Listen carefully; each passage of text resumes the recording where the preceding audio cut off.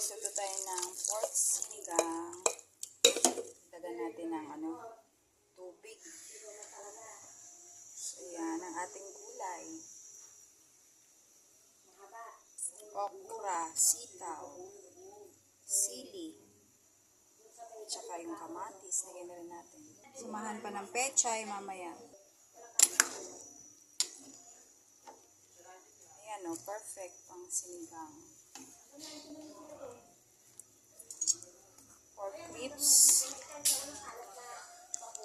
Takpan muna natin hanggang sa maluto ang gulay.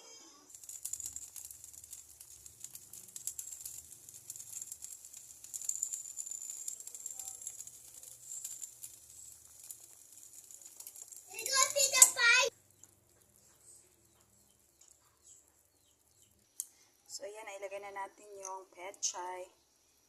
Lagyan na natin siya ng pang-asin.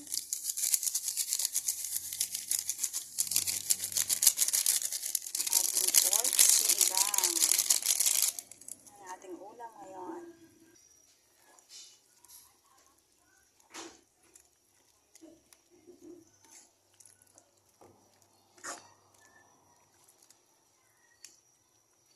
Mainit na sabaw para sa mainit na panahon.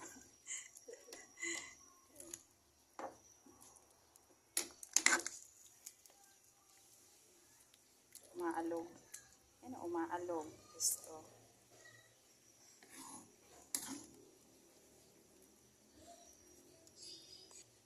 Tara, kumuha na ng kanin.